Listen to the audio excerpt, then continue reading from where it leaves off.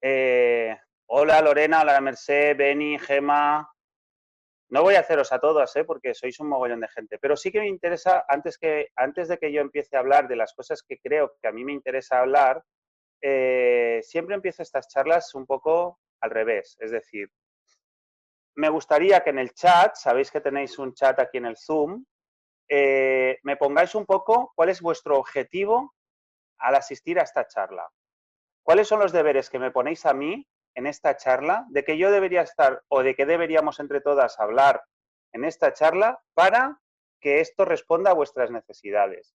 Así yo, en lugar de hablar de cosas en genérico, que sí que lo voy a hacer durante 15 minutos, voy a hablar en cosas en genérico, después yo me miro los objetivos y vuestros objetivos y, como antes han dicho, vuestras preguntas, y entonces a partir de aquí, o sea, yo ahora os doy 2 minutos para que me escribáis en el chat cuáles son, o sea, por qué estáis conectadas en este momento aquí, si que, quien quiera, ¿eh? O sea, yo siempre hablo como muy dogmático, pero creo que es también reflejo de la educación que recibí.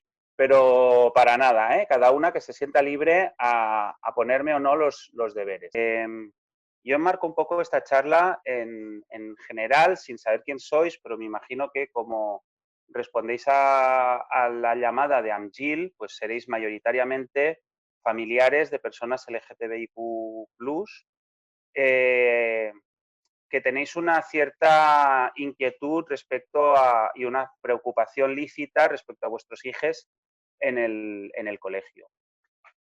Y hace 3 años estábamos en un parque con mis hijos y, y mi hijo, que con una amiga, me vino y me dijo, por favor, ¿sabes que hay un niño de mi cole que está muy triste, muy triste, muy triste? Y dije, ostras, ¿y por qué está tan triste? Y entonces me dijeron los dos, porque quieres una niña y no le dejan. Y eso tan de repente, tan fácil, ¿no? Algo que unos niños de segundo de primaria habían entendido perfectamente, y es que tenía un compañero que estaba triste porque no podía ser aquello que su cuerpo, su sentir y sus emociones le pedían. De repente el sistema educativo no lo entiende, ¿no? No. Y entonces ahí me planteé yo como formador, como formador de profesorado, porque imparto clases para profesores y profesoras, ¿qué podía hacer? ¿No? Entonces os hago un poco el croquis mental mío de cómo me enfrento personalmente y profesionalmente a este sistema educativo y dónde podríamos estar haciendo incidencias, ¿no? Entonces, el sistema educativo tiene tres estamentos. Tiene el alumnado, que sería para quien estamos trabajando, el profesorado, que son los profesionales, y las familias, que somos las responsables de la educación de nuestros hijos. Entonces, yo me planteé que como familia, desde la AFA, desde la Asociación de Familiares, no podía entrar ni a trabajar con el alumnado porque no soy profesional, ni puedo entrar con los profesionales porque siempre dependo de la buena voluntad del profesional de turno. Entiendo que si en este chat hoy hay profesionales, sois de las que tenéis buenas voluntades. Por lo que he visto, como sois mayoría femenina, también os voy a hablar en femenino inclusivo y chimpún tracatra. Uy, Rocío, no te había visto, hola. Es que de vez en cuando voy pasando a ver qué caras me ponéis.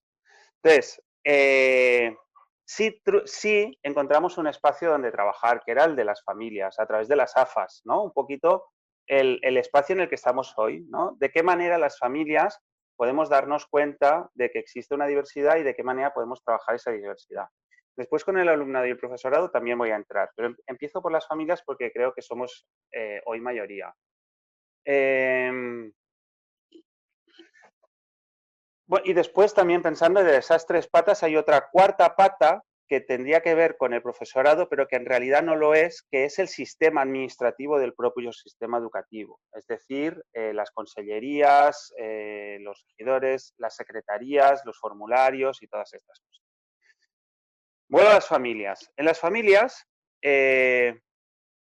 las cosas que podemos trabajar en realidad son la sensibilización y el conocimiento. Es decir, yo hago un cálculo. En el cole de mis hijos hay 640 niños, niñas, niñas.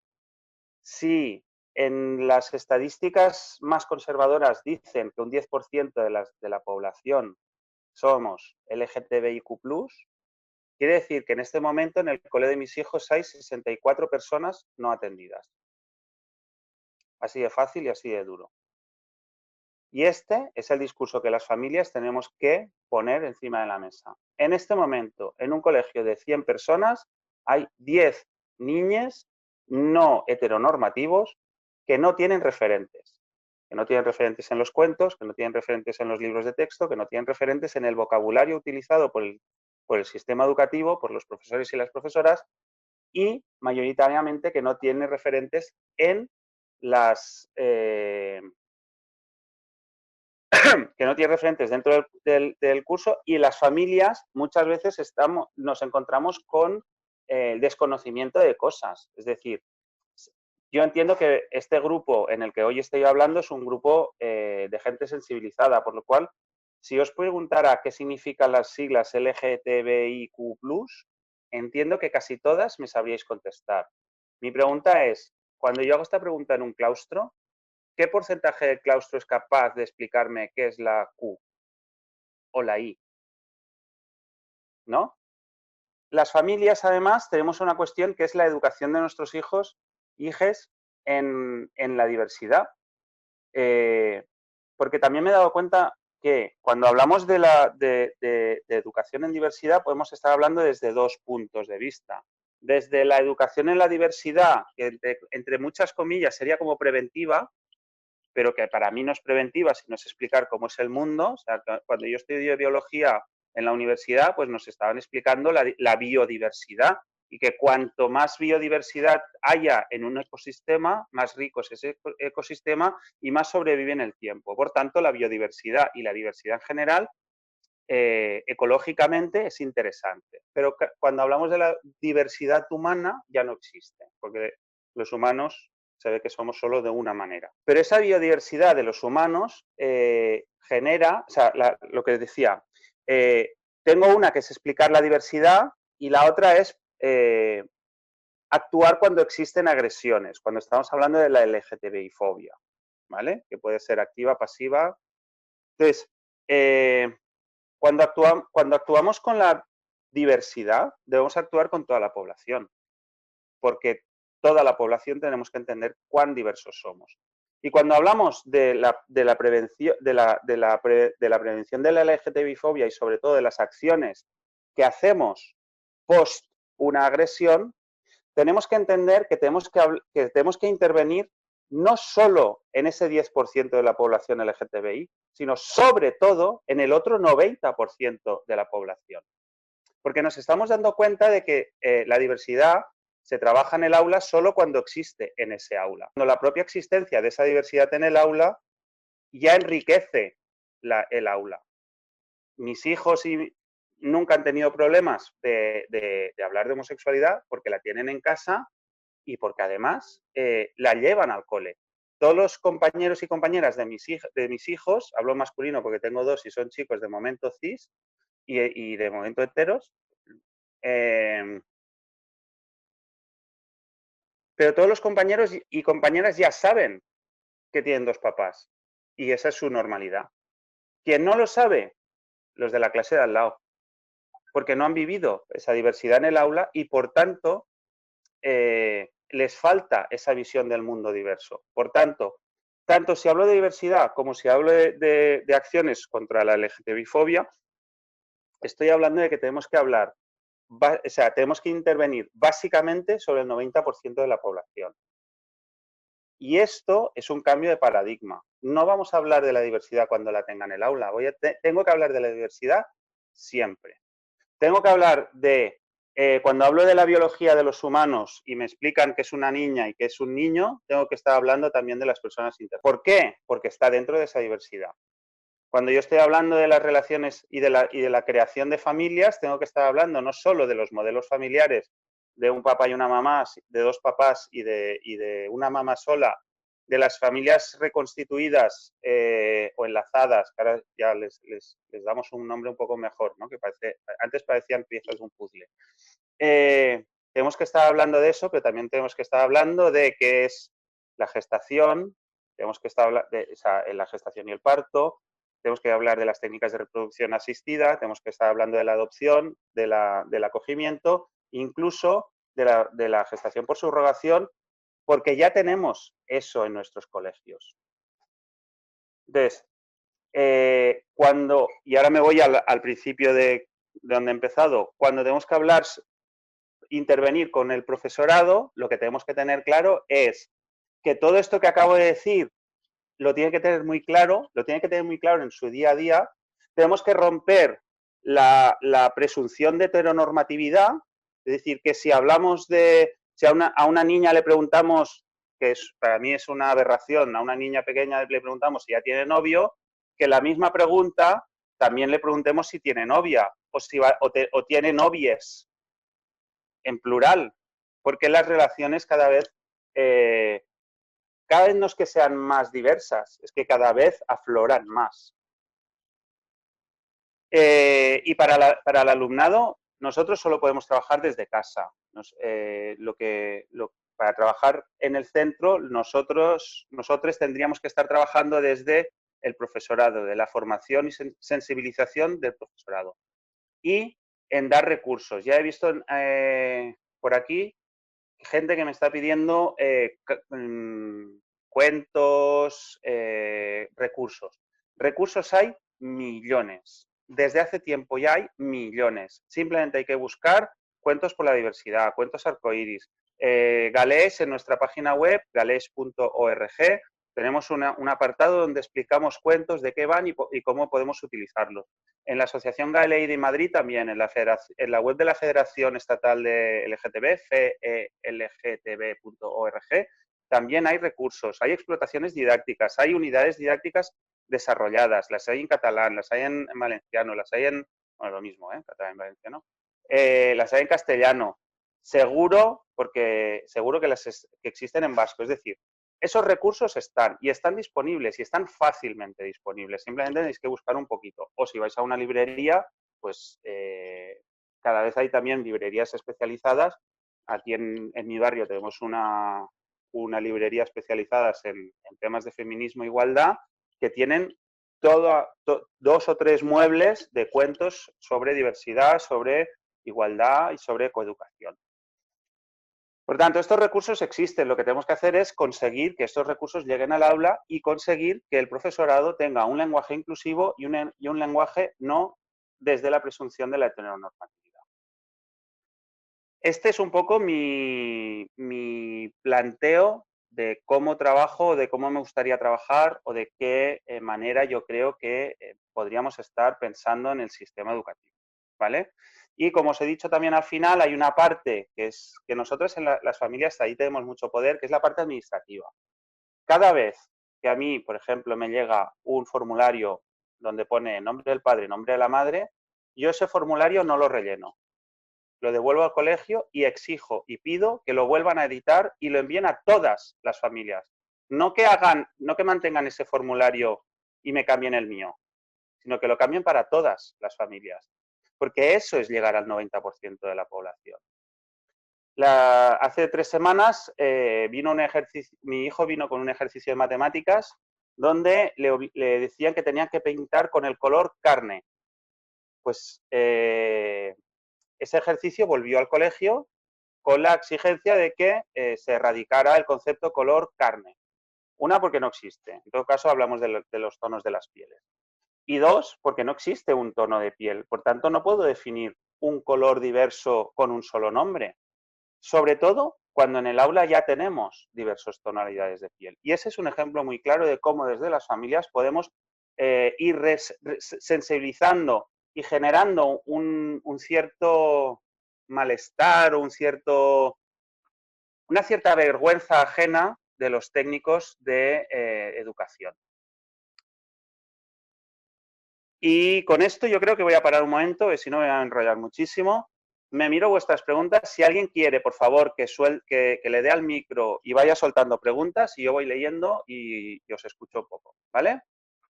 Y bebo agua. Vale, por aquí Carmen nos decía tener un mapa actualizado que tiene que hacer, ¿qué tiene que hacer una familia en el centro escolar para que se trate el tema de la diversidad de género? ¿Qué protocolo seguir? No existe un protocolo, y en cada centro será diferente, dependiendo de qué capacidad tengáis como familias en cada centro para poder intervenir. Hay una intervención muy fácil que es la de la tutoría. Esa, nosotros sistemáticamente, al principio de cada curso, pedimos directamente una tutoría y les preguntamos, ¿cómo vais a trabajar el tema de la familia?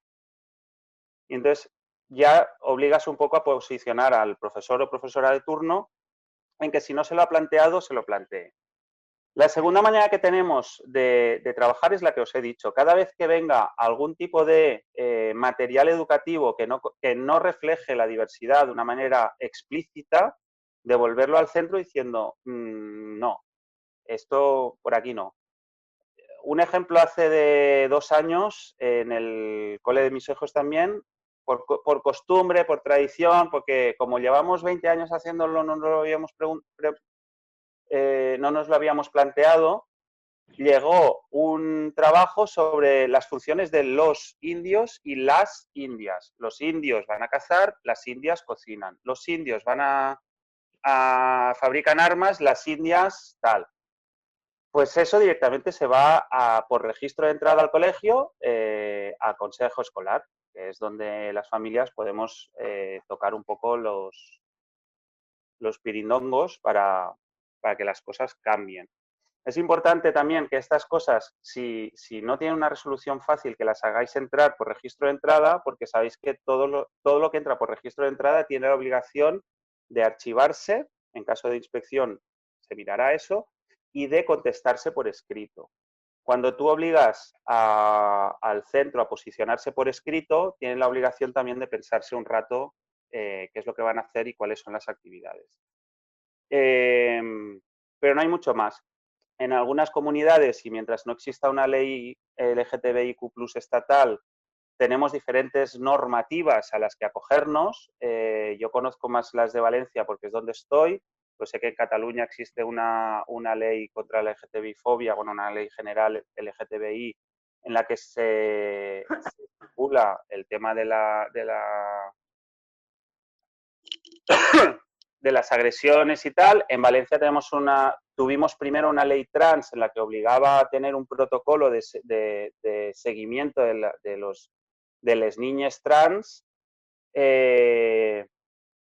y ahora tenemos también una ley sobre el tema LGTBI. Pero no existe una normativa uniforme en todo el Estado y sí que tendríais que mirar cuál es la normativa de vuestra comunidad. Hay una cosa que, hablando de esto también se me ocurre, es que esa normativa se puede utilizar de 2 maneras. La primera es porque esta normativa obliga a los centros y al profesorado a incluir toda esta diversidad. Pero sobre todo hay una segunda que es estratégicamente mucho más interesante, y es que esa normativa los protege. Es decir, cuando yo voy a dar una charla sobre diversidad familiar y pongo una fotografía de 2 chicos, uno de ellos embarazados, ya me ha pasado que a veces la profesora se va del aula por no verlo. De manera que al final lo que está intentando es protegerse a sí misma de que si alguien, alguna de las otras familias, de esas precisamente el 90% que hay que llegar, pusiera una denuncia, la profesora diría, uy, justo cuando pasaba eso yo estaba haciendo fotocopia. Pues no. La manera de proteger al profesorado es que el profesorado sepa cuál es la normativa que le obliga y que le defiende y que le protege.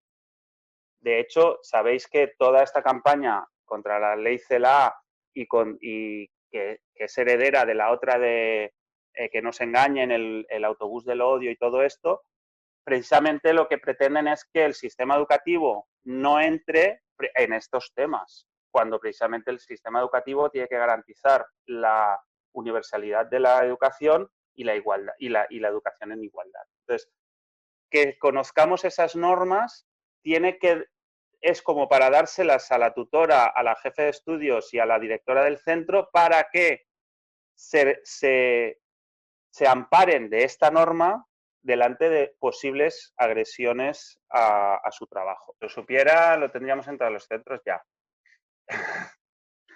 Pues yo hasta el momento y con la experiencia que tenemos con los centros con los que hemos trabajado es ir uno por uno, profesor por profesor y empoderando a aquellas personas como esta que me acabas de comentar, que está hoy aquí, muchas gracias, empoderándolas en que tenemos que cambiar eso. Hay un estudio que se está haciendo ahora en Valencia por parte de Pilar Ortega, que se ha hecho una encuesta en mogollón de centros sobre cuáles, o sea, ella el estudio que está haciendo es cuáles son los conocimientos, cuáles son las actitudes y cuáles son las cosas que debería tener un profesorado genérico para poder hablar y trabajar la diversidad y sobre todo hacer ese acompañamiento. Y la verdad es que los resultados son un poco realistas, por decirlo de una manera bonita. Pero claro, la cuestión es que si con el ya yo soy un poco muy crítico con el sistema educativo, pero voy a hacer un paréntesis de protección al profesorado. Si la mitad del tiempo del profesorado tiene que estar, ahora más con la COVID, todavía más, primero pones gel, después pones no sé qué, después vigilas qué tal, después que no sé cuántos, después que no sé qué quintos, ¿cuándo les da tiempo de otras cosas, no? Y sobre todo, si tenemos un problema grave con el tema del currículum y el texto, y el texto, y el texto, y el texto, y el texto, realmente no caben otras cosas. En este momento, por ejemplo, yo creo que el acompañamiento emocional de nuestros hijos con el tema con relación de la COVID, en la que no entienden por qué no pueden jugar con su amigo del alma que está en la clase de al lado y cuando salimos al patio tampoco, y no estoy haciendo un acompañamiento emocional de todo esto porque no me da tiempo, porque la COVID nos ha pillado a todas con los pantalones bajados y no hemos tenido tiempo ni siquiera de nosotros mismos formarnos, nosotros mismos educarnos, nosotros mismos ser conscientes. Con el tema LGTBIQ+, nos pasa lo mismo. La buena noticia es que hace 10 años esta charla hubiera sido impensable. La buena noticia es que hace 10 años, y estoy hablando de 10 años que ya teníamos una ley del matrimonio, que no es una... cada vez accedemos más a las aulas, cada vez accedemos más al profesorado, cada vez accedemos más. Tenemos un tapón en la universidad, para mí sería muy importante, por ejemplo, trabajar desde magisterio, desde educación infantil, desde la FP, para que todo esto estuviera ya integrado en la formación de los docentes y las docentes, pero sobre todo porque, como os decía, y refiriéndome al trabajo de Pilar Ortega su trabajo lo pone en 3 puntos. Es saber qué es LGTBIQ+, qué significa la Q, ¿vale? Saber qué normativas hay, en qué me puedo amparar, debajo de qué paraguas me pillo para que pueda hacer realmente ese trabajo. Saber. La otra sería saber ser, cómo hablo, qué posibilidades tenemos, y la otra sería saber hacer, ¿no? Cómo presento un tema. De hecho, esta charla con Pepe estuvimos hablando y acabamos llamándole Mis mamás me miman. ¿Por qué? Porque había un ejemplo de Rosa, una colega de aquí de Valencia de Lambda, que en una charla me dijo una cosa que a mí me surgió como un ejemplo muy bonito. Es decir, si yo en un examen de segundo de bachillerato pongo, de segundo de bachillerato seguro que no, porque el ejemplo es muy... yo en un examen de matemáticas pongo, Laura y Rosa se han casado y se han comprado un piso de 200 metros cuadrados. La cocina mide 15 metros cuadrados, el comedor 14 metros cuadrados y quieren poner 3 habitaciones. ¿Les van a caber dos habitaciones de matrimonio y una para los niños?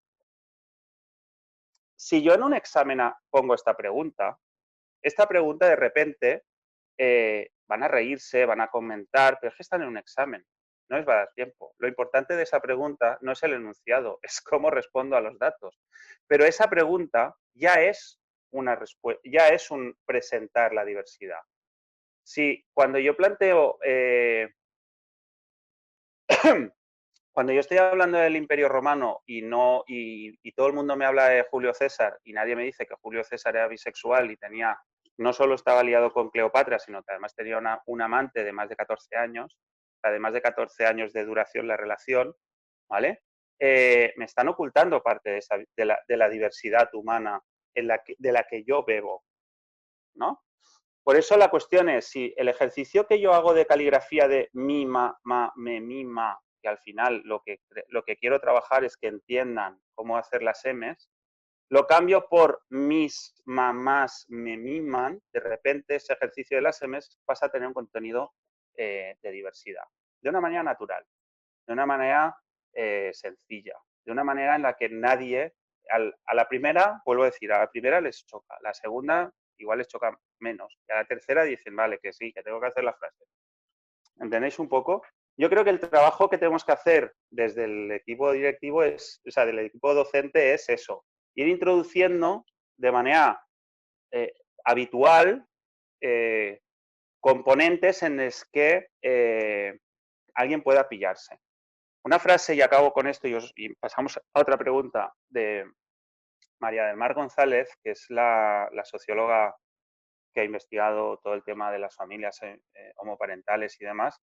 Tiene una frase que me gusta mucho que dice, el colegio debería ser al mismo tiempo ventana y espejo.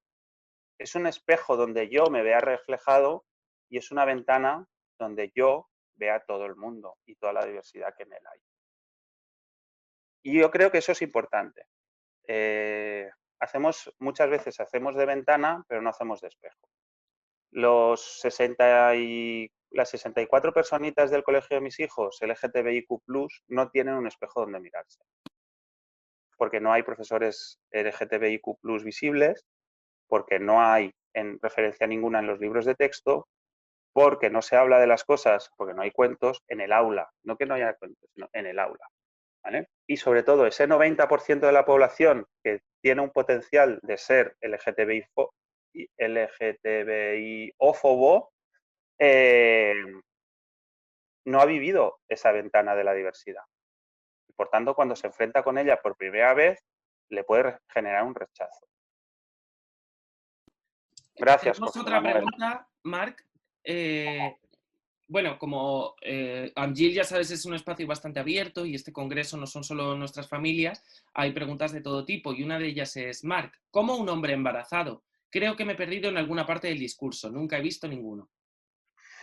¿Ves? Ahora es cuando yo tendría que compartir la pantalla y enseñaros que existen personas que se identifican con el género masculino, por tanto son hombres, pero tienen la capacidad de gestar, ¿vale?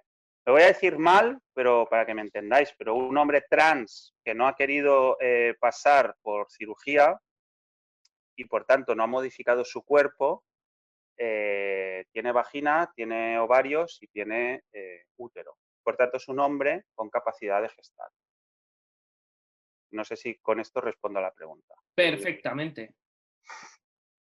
Pero esa, por ejemplo, mira, y perdona que te corté, pero eso, por ejemplo, es de qué manera nosotros hemos tenido que sacar la estrategia para poder hablar de diversidad sexual, que es un tabú en el sistema educativo, sobre todo en infantil y en primaria, hablar de diversidad sexual, porque cuando tú dices la palabra sexual, todo el mundo ya piensa en sexo y el sexo como acto sexual. Nosotros hemos conseguido entrar en infantil y en primaria hablando de diversidad familiar. Y cuando yo hablo de diversidad familiar y hablo de una familia de dos hombres, resulta que estoy hablando de sexualidad.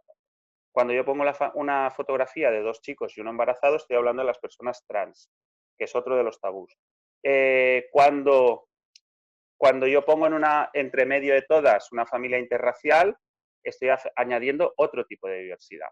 Cuando yo pongo una familia donde hay muchísimos adultos y le digo, mira, es que esta estaba casada con este se divorció, pero después se casó con la otra tenía una novia, la novia se había casado primero con fulanito y entre todos tienen seis hijos que viven en 4 casas diferentes, que es una realidad que existe en nuestros centros, pero que nadie la explica.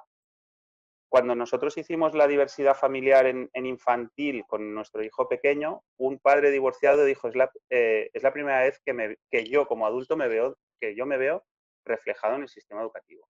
Y cuando nosotros hacemos la charla de diversidad sexual, la de los 2 padres, uno de ellos embarazados, no les causa ningún problema, pero por fin que alguien les diga, mira, estos 2 se separaron y tuvieron novios y novias y han tenido otros hijos, y de repente todos los niños, una parte de los niños y niñas levantan la mano diciendo, ese soy yo, ese soy yo.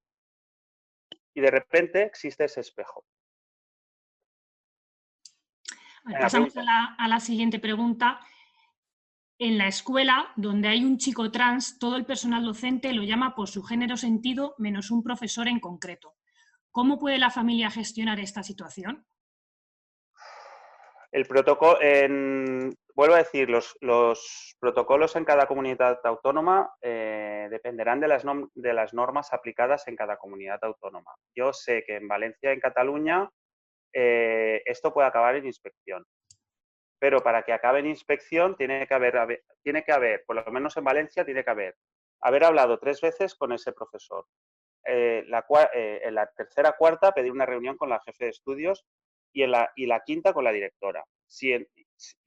Y la directora, o la demanda de jefe de estudios o directora es una demanda por registro de entrada, en el que en el registro de entrada diga, en fecha de tal me reuní con el profesor cual, en fecha de tal me volví a reunir, con el otro tal, y tal, para que todo esto, cuando después vayáis a inspección, en inspección diga, uy, pues si esta familia se había movido, ya, y lo ha hecho todo desde la discreción, que es una de las cosas que tiene el sistema educativo, tiene mucho miedo a la no discreción. Entonces, también entiendo que enfrentarse con según quién, tenemos siempre el miedo, las familias, de que señalen a nuestro hijo y lo tal, pero es que en este caso ya está señalado, por lo cual yo creo que el protocolo en general es hablar con el profesorado, hablar con el jefe de estudios o la jefa de estudios, la dirección, y finalmente, si en poco tiempo, y poco tiempo es medio curso, no ha habido un cambio, pues directamente a inspección. Porque de hecho es una agresión constante y está tipificada como delito de odio. Vuelvo a decir, según en qué comunidad, porque no tenemos una ley estatal. Más preguntas. Si veis que no respondo a alguna cosa, por favor decídmelo, ¿eh? Tenemos otra pregunta de Venga. Yannick Alcaide. En la Universidad de Granada, en distintos grados, educación infantil, primaria, educación social, psicología, enfermería, medicina, existen una o varias asignaturas donde se trabaja la diversidad sexual y de género. También se realiza formación al profesorado a través del CEP. Se realizan jornadas, congresos desde las propias universidades. Poco a poco, tanto el profesorado universitario como profesorado del CEIP van formándose también alumnados de las distintas facultades antes mencionadas. Aún falta mucho por hacer, pero al menos aquí sí se hacen cosillas. Yo vuelvo a decir, yo soy muy crítico con el sistema, pero lo estamos modificando. En el 2000 y poco, una serie de familias se juntaron para hacer un documental, el Homo Baby Boom, lo podéis buscar en internet, Homo Baby Boom, que era un documental del 2005-2006, creo, que intentaba responder a todas las preguntas que las familias, el profesorado y demás nos hacían en aquel momento. Y yo recuerdo que las charlas que yo daba de diversidad familiar en futuros educadores y educadoras infantiles, las preguntas eran, voilà, ¿y si sois 2 chicos, quién pone la lavadora? Afortunadamente, este documental, que yo lo vivo con muchísimo cariño, está quedando obsoleto. Porque afortunadamente la sociedad y el sistema educativo como parte de la sociedad estamos cambiando. Vuelvo a decir, esta charla con profesorado que estáis viniendo aquí, que estáis activamente buscando recursos y que sé que todos estos recursos los llevaréis a vuestro centro y esto como una mancha de aceite, ¿no? Iréis tocando pues obviamente habrá una parte del profesorado que es muy recalcitrante y yo qué sé, pues es que el sistema espera que esta gente se jubile. Pues esa es la velocidad que tiene el sistema de regenerarse. Pero sí sé que existe una serie de profesorado, pues estáis formando que buscáis activamente recursos, que lo lleváis al aula, que una vez hayáis tenido la realidad de la diversidad en el aula, se os queda como de alguna manera impregnado en el ser, ¿no? Y eso, pues poco a poco lo vamos cambiando. Y es un cambio lento, para mí desesperante, pero es un cambio. Y en eso yo os quiero agradecer a las que estáis aquí el estar como padre, como formador y como todo. Os recordamos que además de los comentarios por escrito, también os podéis pedir turno de palabra para intervenir y formular la pregunta en voz alta. Por favor.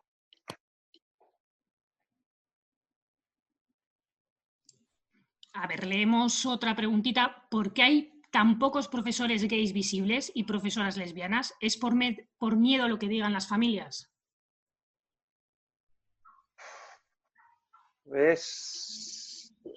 Cada caso es un mundo. Yo me he encontrado con un poco de todo. Existe gente que es visible fuera del centro escolar y en cambio dentro del centro escolar está en el armario. Y existe gente que está dentro del armario en todas partes. Y existe gente que es visible en todas partes también. Yo creo que cada uno es cada cual y el trabajo de los docentes no es fácil en el sistema tal como está hecho. Vivimos en un sistema educativo en el que la distancia entre el profesorado y el alumnado tiene que estar claro y Voy a pedir a marcado. Inés que pregunte algo. Es que siempre cuando una persona ya habla, se anima la gente. Venga, va. Bien. Pues Inés, pregunta. Bueno, que se nos ha colado ahí. Creo que estaba diciendo es ¿por qué hay tan pocos? Pues porque en general existe una concepción de que tu sexualidad es algo privado, que eso es un discurso muy, muy, muy rancio, de que lo que tú hagas, que tú puedes ser gay si quieres o lo que sea, pero en tu casa, ¿no?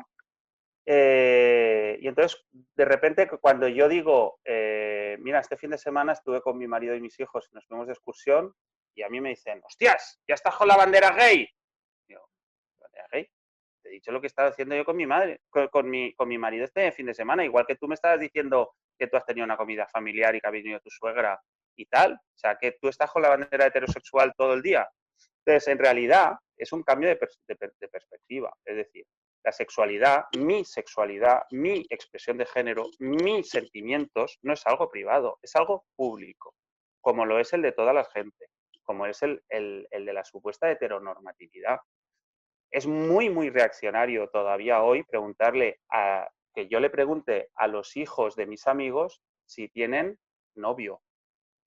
Porque eso es algo como, ¿pero qué dices? Pero si le voy a preguntar si tuviera novia a los hijos, no había pasado nada.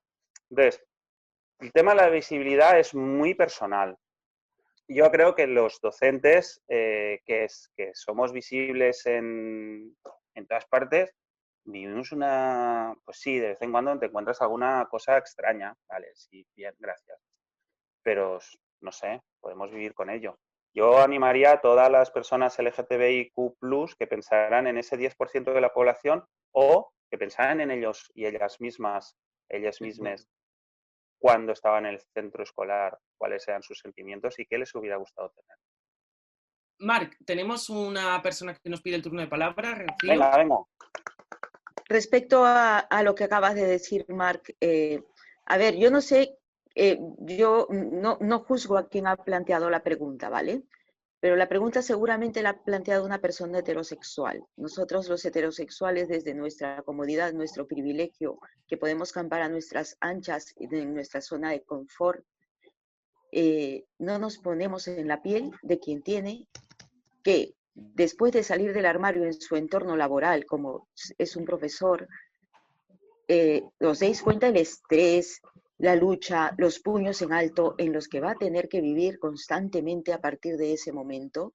O sea, yo pienso que, como dice Marc, cada persona tiene derecho a buscar su comodidad, su confort y de repente su seguridad, ¿no?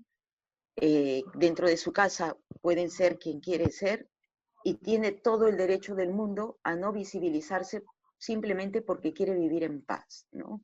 Somos nosotros, las personas héteros, el colectivo maltratador de toda la vida, quienes debemos siempre sacar la cara por ellos, siempre luchar por ellos, siempre no visibilizarles, sino si quieren visibilizarse, darles la mano, apoyarles, pero en ningún momento sería yo capaz de preguntarle por qué no te visibilizas. O sea, yo cometí esos errores antes de entender, antes de empatizar lo suficiente, ¿no?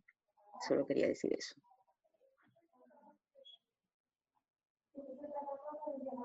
Yo al mismo tiempo, y por llevarle la contraria a Rocío, que me cae muy bien,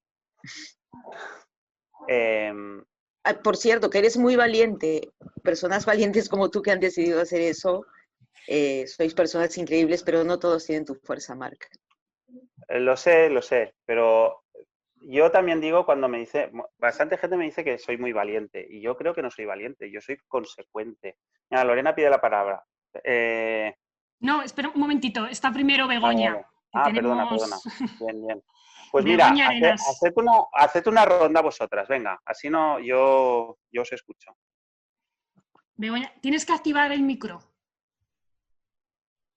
Bueno, yo no iba a hablar no iba a hablar en referente a eso, y quería hacer una pregunta, lanzo la duda que yo tenía. Mira, yo trabajo en una asociación pro personas con discapacidad y, bueno, nosotros tenemos varias personas que su orientación es que les gustan las chicas, que son mujeres y les gustan las mujeres, o que son chicos y les gustan los chicos.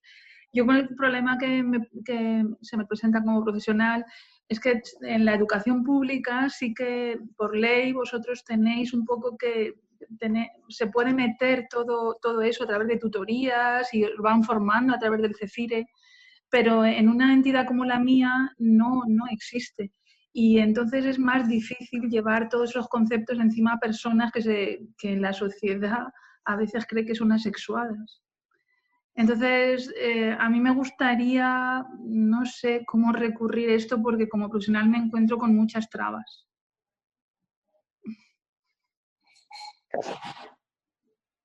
Te contesto, Begoña, porque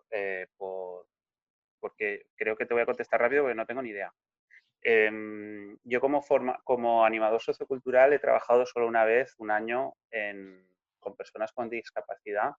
Y de hecho estuvimos como los 15 días que estuvimos trabajando con ellos, porque eran las vacaciones, nos lo llevamos de campamentos, les monitores estuvimos hablando casi 15 días sobre su sexualidad, ¿no? Y de qué manera las personas con discapacidad, y estamos hablando de personas que tenían problemas de comunicación, ya no intelectuales, sino de comunicación, de tal, eran capaces, dentro de un sistema muy restrictivo como son las residencias, poder explorar su propia sexualidad, siendo incluso heterosexuales, ¿no? Porque, como dices tú, existe mucho tabú y pues yo qué sé, lo diré mañana. Sé que hay una parte del sistema que utiliza inhibidores del deseo, o que utiliza inhibidores o sea, castraciones químicas selectivas, ¿no? Voy a decir, me estoy metiendo en un jardín y voy a dejarlo ahí, pero si ya en vuestro colectivo la sexualidad cis-hetero-endonormativa es un tabú, la otra debe ser, vamos. Conocía a un chico de Alicante que él decía, es que yo soy gay y gitano y no tengo un armario, tengo 7, ¿no? Pues yo creo que las personas discapacitadas con el tema de la sexualidad también tienen 7 armarios, y la verdad es que es un tema en el que nunca he entrado, pero me parece un melonazo, pero melonazo. para abrir. Y no sé. Vamos a ver, perdón, desde mi entidad sí que se hacen cosas, pero claro, yo lo que me encuentro es que en la educación pública sí que hay una ley y hay como que hay una obligación de desarrollar eso, pero nosotros no. Entonces yo defiendo el derecho de las personas con discapacidad en referente a este tema. Claro. Yo lo único que te puedo decir es que yo sé, porque estuve en todos los trámites de la creación de la ley LGTBIQ+ de Valencia y sí que se estuvo hablando de los derechos de las personas con discapacidad. No recuerdo ahora en qué ha quedado en la ley, pero creo que sí que están reflejados esos derechos. Es intentar ver en tu comunidad, hasta que no exista una ley LGTBIQ+ estatal, cuál es la norma y ver qué de toda la norma te permite a ti abordar pues esos temas de la sexualidad. Pero en esto me inhibo totalmente más porque ahora en este momento ya estoy entrando en el cuñadismo y prefiero no hacerlo a tiempo. Bueno, pasamos entonces a la siguiente intervención de José Manuel Vázquez. Venga. Sí, mira, yo fui, como ya he dicho por el SA, yo fui víctima de acoso escolar y no hicieron nada por mí. Entonces, yo, por ejemplo, yo soy visible, yo no soy gay dentro de mi casa, yo soy gay para todos los aspectos. Yo, y de eso todos los años, casi todos los años, he ido a Huelva Capital y he ido a todos los orgullos gays, porque además conoce a muchas personas y además no solamente que conozca a muchas personas, sino que después establece muchas relaciones de amistad con ellos. Y además yo veo la visibilidad LGTBI dentro de los colegios es muy difícil porque yo creo que es bastante difícil porque, claro, sobre todo, además cuando hay una compañía que por qué no hay profesores gays y profesoras lesbianas, yo también me refiero para aquellas familias que no tengan un miembro LGTBI, porque claro, yo creo que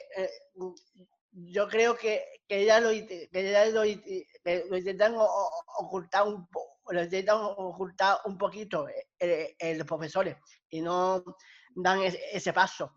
Pero de todas maneras, yo me hago visible en todos los sitios y eso es lo único que podemos hacer, porque claro, eso y sobre todo aquí en Andalucía,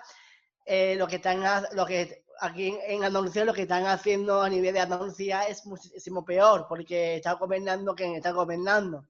Y claro, en Andalucía, o sea, yo creo que incluso yo estoy en contra del colegio de educación especial, porque no todas las personas con discapacidad requieren de ese recurso, porque hay personas con discapacidad leve y personas con discapacidad grave. Yo creo que los sitios de educación especial estarán para las personas con discapacidad que sea más grave, pero para personas con discapacidad que sea leve no es un buen recurso. Es decir, si tenéis algún miembro con discapacidad que sea leve, no lo metáis nunca en un centro especial, porque pueden acabar con esa persona. Y además, yo os lo digo desde el ámbito de comunidad autónoma, porque claro, con la ley CELA y con la ley del antiguo, o sea, con la ley de la comunidad es bastante difícil. Entonces, claro, hay que trabajar un montón en ese aspecto. Y claro, yo, eso es lo que digo, que hay que trabajar más por una educación pública que por una educación especial. Muchas gracias, José Manuel. No voy a decir nada. Bueno, pues le pasamos entonces la palabra a Manuele, que la había pedido hace un ratito. Tienes que activar primero el micrófono para que te podamos oír. Mar, me gustaría que me contestara. Vale, ahora te contesto, José Manuel. Bueno, quiero saludar a todos desde Perú. Yo he sido invitada a esta actividad, esta charla, y la verdad estoy doblemente complacida de escucharlos. No tengo una pregunta precisamente. Ser trans, que salí del closet a los 52 años.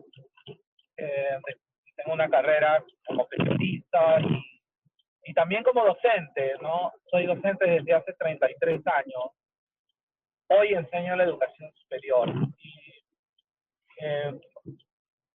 El comentario sobre lo que se hablaba antes de si los docentes, ¿por qué hay tan poco docente que haya salido del closet, que sea visible, ¿no? Visible, que visibilice su orientación o su identidad de género,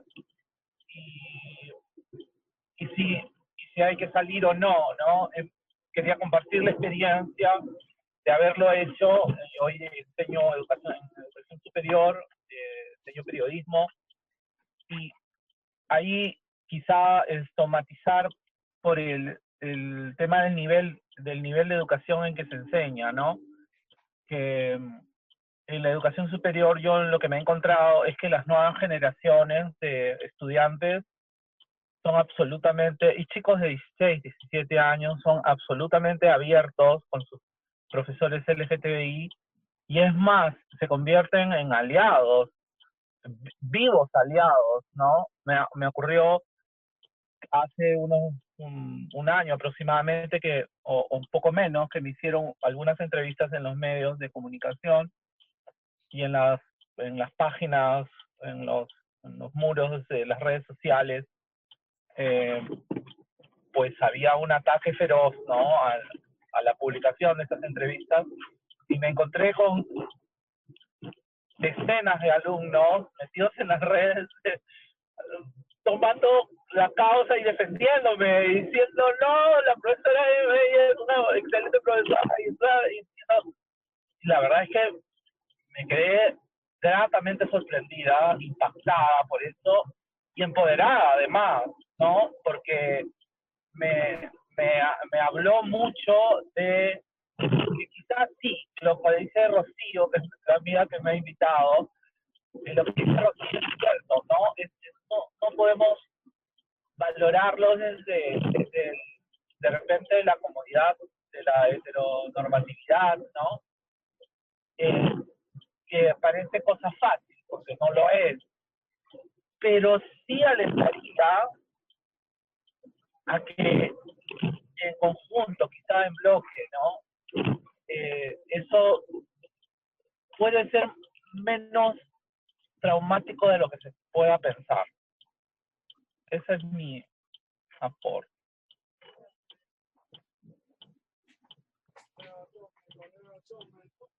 Muchas gracias, Emanuele.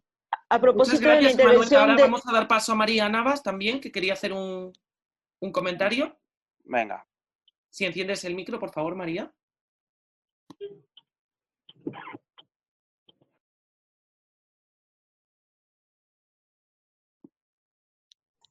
Ya, perdón. Hola, buenos días. Quería decir una cosa porque me parece fascinante todo lo que estoy oyendo. Si algo nos está enseñando este espacio, como otros muchos espacios donde hemos compartido, es que cada uno parte de su espacio, de lo conocido. Entonces no podemos habitar el espacio de los demás. Esto lo digo porque José Manuel ha planteado cosas respecto a la discapacidad que ya formaron parte de la lucha LGTB.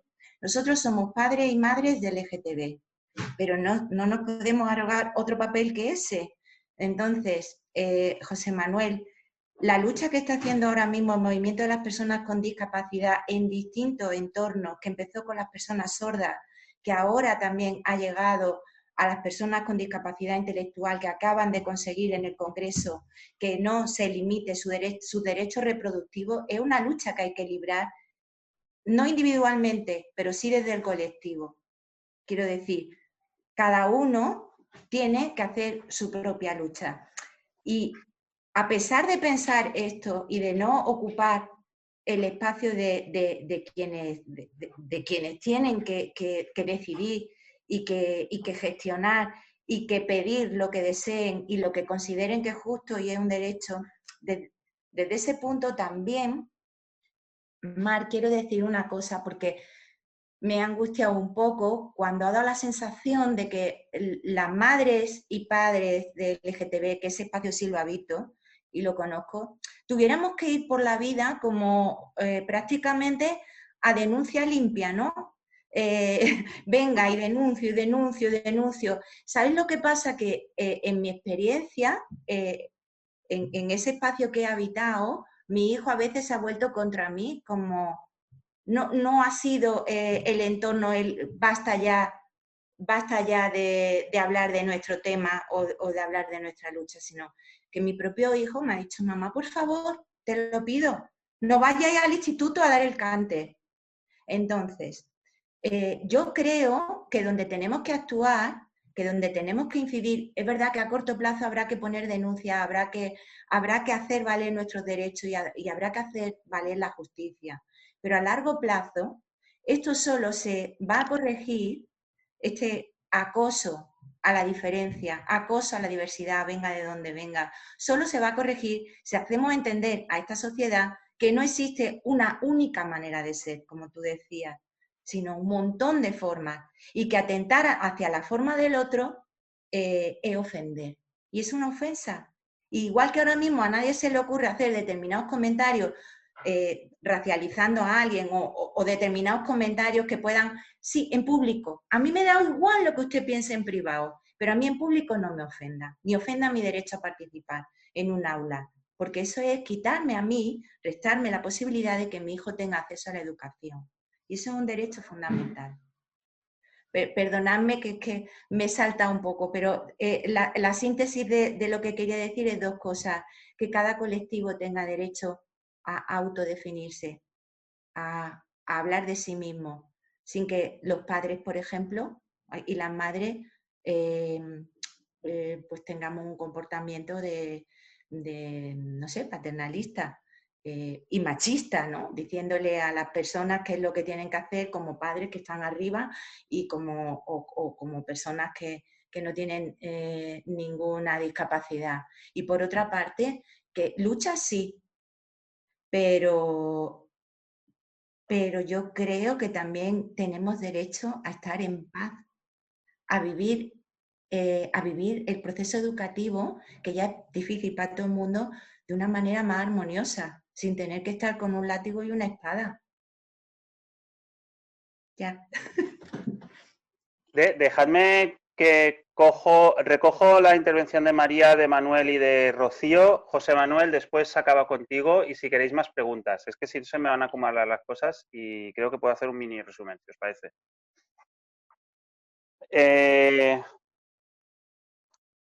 María, te cojo el concepto de vivir en paz. Me parece muy bonito. Y tiene que ver con lo que decía Manuel y con lo que preguntaba Rocío y sobre el tema de la visibilidad o no la visibilidad. Yo no puedo decirle nunca a nadie, y yo creo que lo he empezado diciendo al principio, yo tengo una manera, posiblemente por mi manera, porque no dejo de ser hombre, no dejo de ser educado desde esta construcción de la masculinidad y tal, y tengo esta manera muy vehemente de soltar las cosas. Pero en realidad también, como soy consciente, lo digo, es decir, bueno, esta es mi posición, cada uno en su casa tendrá que saber desde dónde parte, ¿no? Entonces, ¿por qué no hay docentes LGTBIQ+? Precisamente porque quieren vivir en esa paz, porque lo otro es una batalla constante. Yo, cuando estoy hablando de las denuncias y todo esto, es como último recurso. El primer recurso es reunirte con el profesor de turno y decirle, mira, Te entras en la página web de Galés, te entras en la página web de no sé qué, hay un mogollón de recursos para que trabajes todo esto y ahí estás. Y además hay unos cursos súper chulis que los hacen tal y cual y no sé qué, de formación de igualdad, de coeducación, de todo esto, que si quieres, pues ya tú mismo. La denuncia es a final. O sea, yo lo he puesto 3 reuniones con el profesor, jefe de estudios, dirección y denuncia, ¿vale? Porque también, y vuelvo a decir, porque también creo que el trabajo del profesorado es difícil en este momento. Y por tanto, todos estos recursos que tenemos que facilitarles tenemos que facilitarlo. Pero también hay una parte y es que para mí es muy importante que haya microagresiones. O sea, muchas veces hablamos de los micromachismos, que para mí no son micros, pero que constantemente nuestros hijos están recibiendo. O sea, cuando en la agenda del colegio de mi hija pone nombre del padre y nombre de la madre y mi hija tiene que empezar todos los cursos tachando, con todo el simbolismo del tachón en rojo, de la corrección, del mi agenda no está bien, o sea, la agenda está bien, el que no está bien soy yo, a esas sí que tenemos que estar. Pero también tenemos que... y en María también te compro una cosa y es que tu hija está en secundaria. En secundaria, o sea, las relaciones con los hijos son otras. Nuestra protección tiene que estar en otro sitio. Nosotros como padres y madres tenemos que estar, tenemos que haber formado y tenemos que haber construido, y esto es una gran responsabilidad, esa autodeterminación, esa autopercepción de nuestros hijos de que nadie puede pasarles por encima y que parte de todo eso tienen que hacerlo ellos.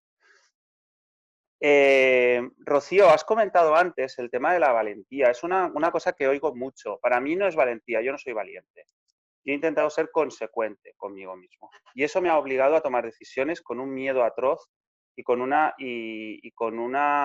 decía Emanuel un poco, después con una gran sorpresa de que todos esos miedos en general eran muy infundados.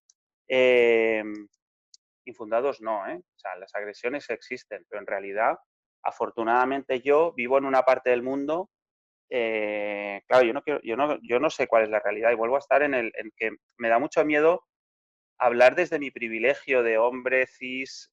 Alguien había preguntado cis. Cis es que yo no soy trans, yo soy un hombre que mi sentir de hombre coincide con el que me pusieron al nacer, ¿vale? Por eso soy cis. Y soy endosexual porque hasta el momento, porque no me he hecho nunca un análisis cromosómico, pero se supone que toda mi biología corresponde también con esa identificación de hombre, es decir, no soy intersexual, ¿vale? Eso para la gente que estáis por ahí, cuando hablamos del colectivo LGTBIQ+, se nos olvida uno, que es el otro colectivo, ¿no? El que es cis, el que es endo, el que es hetero. Estaba hablando yo de... Ya se me ha ido. Estaba hablando de mis privilegios. Es decir, yo, afortunadamente, con todo este activismo, con este conocer a gente como José Manuel, con este conocer gente como vosotros, ¿no? Rocío, hoy no está Chantal, pero Chantal es una de las personas que quizá me haya reventado más la cabeza, Yolanda, de aquí de Valencia, pues porque las tengo más cerca, yo he tenido que ir deconstruyéndome para reconstruirme y ese es un trabajo mío. Y eso me ha dado y me ha permitido ser consciente de mis privilegios. Y vuelvo a decir, soy europeo, blanco, hombre, de clase más o menos acomodada, o por lo menos mucho más acomodada que el 80% de la población mundial.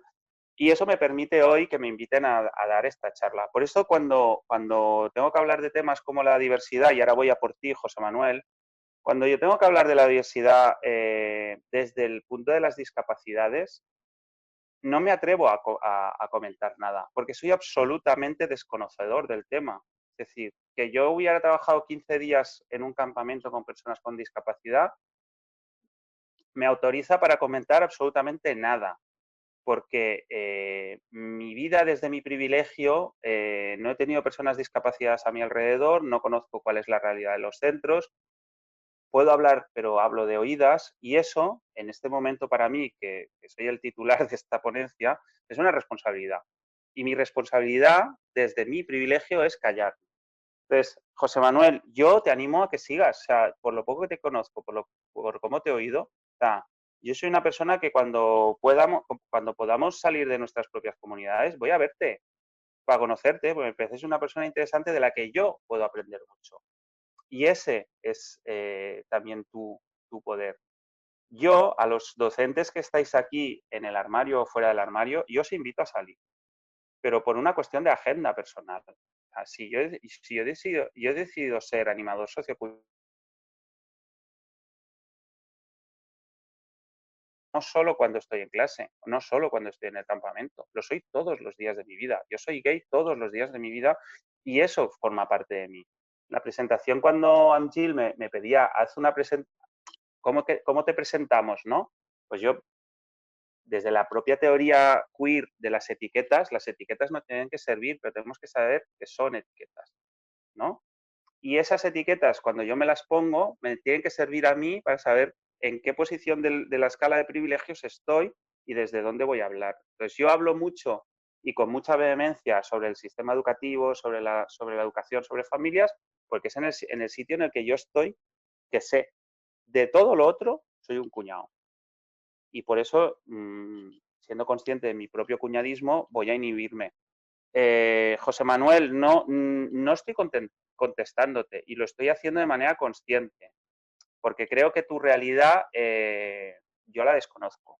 Entiendo, como alguien te ha contestado, que existen un mogollón de entidades y un mogollón de gente que están trabajando por vuestros derechos y que en ti, como persona, se juntan, pues, digamos, el colectivo con discapacidad con el colectivo LGTBI, y ahí, pues yo qué sé, pues si estamos hablando antes de los 3 o 4 armarios de las personas gitanas, pues también estamos hablando de los tuyos. Entonces, me parece, es que cualquier cosa que te diga va a ser paternalista, ¿no? Y no quiero hacer eso. Así que, José Manuel, me debes una cerveza, que yo me voy a donde estés y entonces hablamos. Vale, pero te quería decir, como has dicho personas con discapacidad y personas LGTBI, yo me considero de las dos formas, para que tú lo sepas. Por eso, yo creo que lo que estaba diciendo es que en ti se juntan las dos. Sí. Por eso, pues yo qué sé, yo es que... Y por eso hay una doble discriminación. Total. Y que además no se suman, posiblemente se multipliquen. Sí. Pero como es algo de lo que yo desconozco, prefiero que hables tú en primera persona. Sí. Por eso te he dicho que no iba a contestar. Muy bien, no sé si... Yo creo que he dicho lo que quería... No, se me ha olvidado una cosa, pues la tengo apuntada aquí. Respecto a Rocío y el tema de la... Creo que ha sido Rocío, ¿eh? El tema de la... ¿Por qué no salen más profesorado a la palestra? Tengo que decirte que quien más problemas tiene a la hora... O sea, el espacio, y eso lo descubrimos un poco al estar redactando la ley LGTBIQ+ de Valencia, el espacio donde más agresiones y donde más acoso existe LGTBI es en el laboral. En todos los laborales. Y el sistema educativo también. Entonces, los claustros es un espacio difícil, por decirlo fácil, ¿no? Por eso yo, que invito a todos los docentes diversos a vivir y a poner su diversidad encima de la mesa de una manera natural, entiendo que hay claustros donde es más fácil y hay claustros donde es menos fácil. Muchas gracias, Marc. Nos quedan 3 preguntitas más y tenemos un poquito tiempo. Va. Pasamos al siguiente turno de palabra, que lo tiene, si no me equivoco, Lorena. Lorena, si puedes activar el micro. Ahora. Perfecto. Hola, chicos, buenos días. Bueno, a ver, yo quería tocar varias cositas. ¿vale? Perdonadme porque estoy así, estoy medio enferma. Primero, bueno, decirte que lo de la valentía es una cosa muy subjetiva, pero que desde fuera ya te digo yo que eres valiente, ¿vale? Luego, otra cosita. A ver, mira, yo soy trabajadora familiar, ¿vale? Hace 15 años que he estado trabajando en el sector. También soy auxiliar de geriatría, ¿vale? Entonces quería hacer el inciso sobre la gente con discapacidad, porque como trabajadora familiar es un tema que he tocado. Y luego también el derecho a las relaciones sexuales, pero no solo en gente con discapacidad, porque yo en geriatría he trabajado en planta y he trabajado en unidad de demencias, ¿vale? Y el cuestionamiento de los derechos de la sexualidad de las personas, aunque estén demenciadas, yo es una cosa que siempre he defendido, ¿vale? Entonces, cuando hice las prácticas con personas disminuidas psíquicas y físicas, era un centro en que se hacían talleres, ¿vale? Y bueno, gracias a Dios, en aquella época, porque hace muchos años,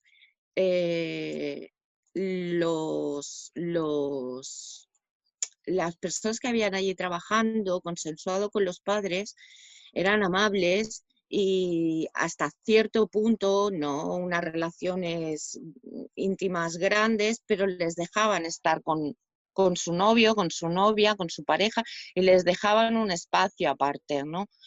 Yo es una cosa que me preocupaba enormemente en aquella época. Luego ya cogí otras directrices, ¿no?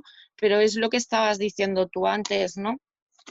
Que es una cosa que es muy difícil porque y que yo tampoco tengo información, o sea, pero sí que es verdad que es muy difícil, muy difícil.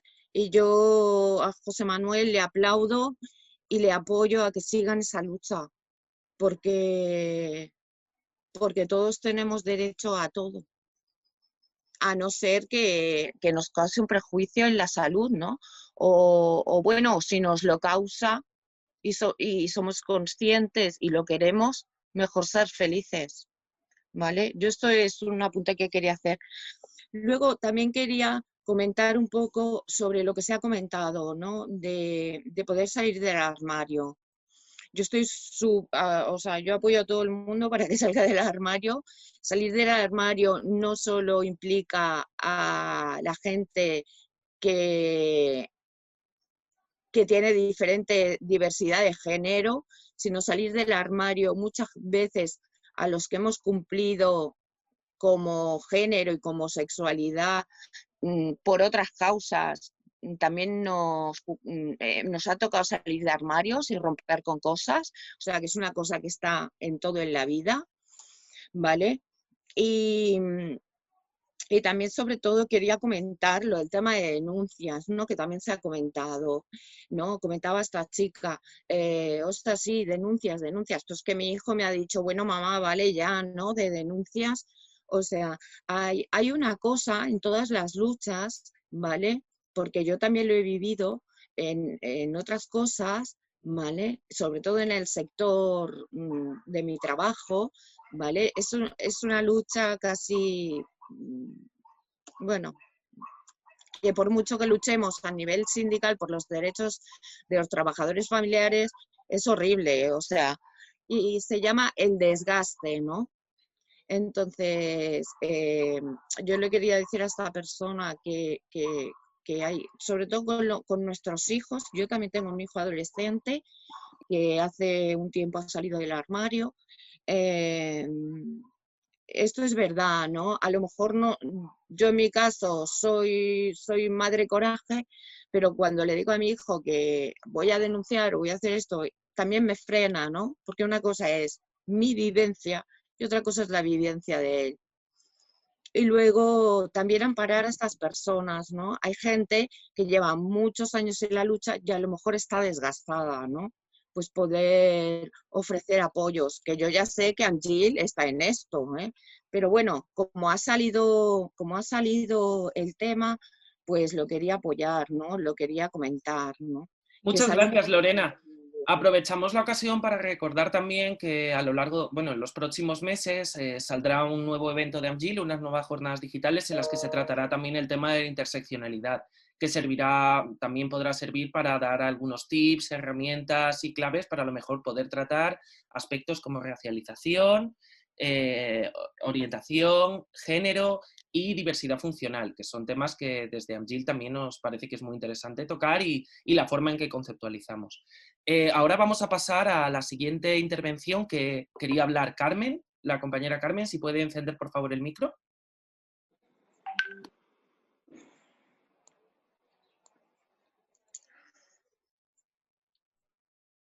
Hola a todos. Bueno, Marc, iba a decir cosas que tú ya has dicho muy bien y qué suerte que lo digas tú. Porque algo de lo que estamos acostumbrados los padres es a esta necesidad que nos viene por deformación, de construcción, de la responsabilidad de la maternidad y la paternidad, de anticiparnos. La historia de la anticipación. Esto sí que lo hemos trabajado dentro de los grupos de padres, de estar al lado y no delante, guiando, ni detrás, empujando. Porque el tema del activismo sí que implica que el que se expone tiene que tener una seguridad y una proyección de que en su vida esto le va a acompañar siempre, porque una vez que te lanzas al activismo, eres activista para toda la vida, eso también es verdad. Y es importante que sobre todo en la adolescencia, controlemos un poco esto, ¿no? Después, bueno, ¿qué te voy a decir? Que he sido adolescente. Sí que cuando las personas dan el paso al activismo, y lo digo por mi referencia, yo tengo una hija lesbiana y tengo un hijo trans, y los dos son activistas en sus espacios, en sus medios de trabajo. El uno incluso el activismo lo ha convertido en su eje profesional. Los dos son educadores y sí que es cierto que sus entornos, tengo una hija que vive en Estados Unidos y por ahí está Manuel, que me sirve de referencia, ¿no? Que curiosamente son sus entornos de alumnado y de profesorado, el que si hay alguna interferencia o algún cuestionamiento profesional por su orientación o por su diversidad, salen a la palestra y los defienden. Porque ya han aprendido que la diversidad suma, no resta. Y esto ya lo quisiera yo aquí en nuestros medios en futuros próximos, porque mi hija trabaja en San Francisco y cuando tú allí vas a la administración a la hora de rellenarte una ficha, te preguntan en qué nombre te defines y cómo te defines. Y a partir de ahí trabajan contigo. Eso para mí, lo quiero aquí y posiblemente lo veamos, porque hace 20 años, como tú bien decías, vivíamos en la absoluta oscuridad, ahora vivimos en la penumbra y aspiramos a vivir en la luz. Pero a base de todo el trabajo, tanto de los activistas, de los que no hacen de activistas, pero en su entorno próximo ponen claridad a las cosas, conseguiremos que la administración en algún momento se tome en serio el tema de la diversidad y le pierda el miedo y podamos tener protocolos, los que ahora no tenemos, que en las casillas sea obligatorio que la diversidad exista. Todo eso que no tenemos, en algún momento lo conseguiremos. Sí que es verdad que mientras tanto hay que ir empujando y hay que seguir trabajando. Y ahí sí que nosotros también podemos hacer cierta incidencia. Y no por la protesta, que también, sino por la normalización en nuestros entornos de la diversidad. Cuando decimos que nuestros hijos tienen que ser activistas, me vais a perdonar, activistas somos todos. Las personas cis y las hetero, todos. Implica que tenemos que un poco de construir el imaginario que nosotros tenemos, porque no hemos sido educados en ello, y reconstruirlo. También sé que no todos estamos a tiempo o están a tiempo, yo estoy en el proceso de deconstruirnos. Más bien nos vamos a tener que reformar, pero en ningún momento tirar la toalla de investigar, de la curiosidad, de enfadarnos, y nos tenemos que enfadar de la falta de información que hemos tenido, y sobre todo de perder esta etiqueta que de alguna manera a todas las padres y madres que nos hemos encontrado por suerte en nuestra vida con la diversidad a través de nuestros hijos, hijas y familiares, quitarnos la etiqueta esta de la responsabilidad. Entender que son creencias que tenemos que deconstruir y olvidarnos desde la culpabilidad, porque desde la culpabilidad, compañeros, no podemos crecer. Muchas gracias, Carmen. Ahora nos iba a hablar ya por último turno de palabra y pasamos, si os parece bien, a la votación y el cierre del presidente. Y nos iba a hablar ahora Mercé, que tenía algo también que comentar. Agradezco muchísimo la oportunidad de esta jornada, simplemente porque nos demuestra cada vez más la diversidad de todos, lo que conlleva y en fin, de aceite somos todos. Y entonces esto para mí es primordial, visibilizar, naturalizar, y esta mancha de aceite se va haciendo grande y aquí estamos todos. Gracias.